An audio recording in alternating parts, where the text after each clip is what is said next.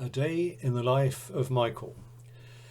Living with my wife Sylvia, both having retired from parish ministry to Ringwood some 13 years ago.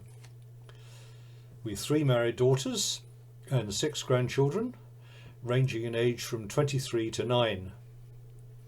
Over the years, Michael has been welcomed into the ministry teams at both Ringwood and Fordingbridge, with particular involvement at Powner, Ellingham and Hyde, with the prayerful and practical support of Sylvia.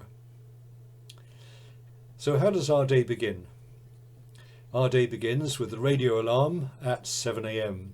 and then a mug of tea in bed, chatting through the day ahead, and then reading together some Bible verses from a book given to us from one of our previous parishes, which sets a pattern for the day. Downstairs by 8 for a cereal breakfast, followed by our reading together from the Bible passage and notes from our daily bread. Our breakfast prayers together come from a rather dog-eared prayer diary, divided into pages for each day, and include friends from our former parishes, as well as current churches, leaders in the deanery and diocese, people in particular needs, and friends from the churches that we support overseas. We use prayer diaries from the National Church, Lee Abbey, and overseas missions, concluding with naming each member of our family and praying for any particular events that they're involved in today. We only use the dishwasher once a week, giving us time together at the sink, washing up, planning meals and necessary shopping, usually twice a week in Ringwood, sometimes a bit further afield, depending on the restrictions of the current lockdown.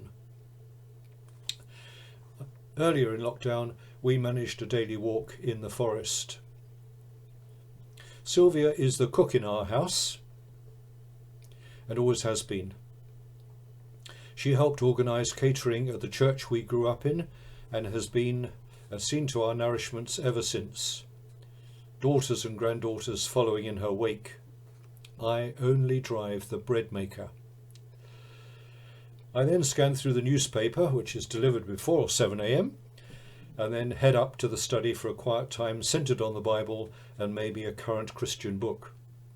Secular books are scattered around the house, in the lounge, beside the bed, for late night reading. Over the past months, means of communication have changed and developed. Phone calls can be expected from 8 to 10, a pattern inherited from over 40 years in ministry. Now friends know not to phone us between noon and 2 o'clock, a pattern that we set for our main meal midday, and that usually results in a snooze afterwards.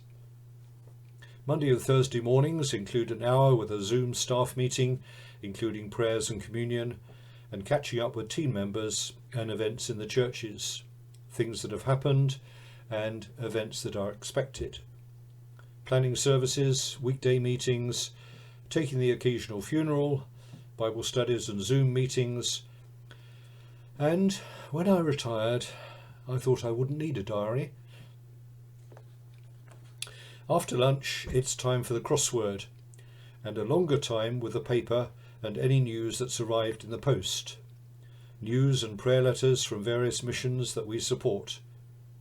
If it's fine, out in the garden, or a short walk around the houses, or into the forest through the gate at the end of the road. If it's wet, a few jobs around the house, using the cleaner, maybe some time on the model railway. Often more reading, or later in the day, phoning and emailing folk, some of those who live alone. After tea and the 6 o'clock news, Mondays might be the Zoom house group, Bible study and a catch-up with some familiar faces and news of the group, maybe Skyping our eldest granddaughter in France, or a family we know in Bethlehem. Often, family members are on the phone checking up that the parents are behaving. How strange. Occasionally we're invited to tune into Zoom lectures from the Holy Land. We've missed visiting there this year, and we try and keep up with the restrictions that they're facing, and at the same time hoping that taking a group next year will be a real possibility, health and other circumstances permitting. We miss the familiarity of casual face-to-face meetings during lockdown, so the phone, Zoom, Facebook and Skype come into their own, especially in the evenings when there's so little of interest on the television. Pre-recordings of documentaries and old films come into their own. We have super caring neighbours in our little crescent, enjoying clapping the we used to enjoy clapping the NHS with them and keeping a non-intrusive eye on each other, and of course lighting up the houses as Christmas approaches. Now I've been asked to finish with 3 words of advice. Best advice I was given: love the Lord, love your wife, love your family, love your neighbour. Advice I'd give: get to know your loving Heavenly Father through the Bible. Wish I'd known, well, more about the background of our parents and family, because our middle daughter at the moment is going through the ancestry, and I just wish I'd known earlier. Thanks for watching. See you again soon. Bye-bye.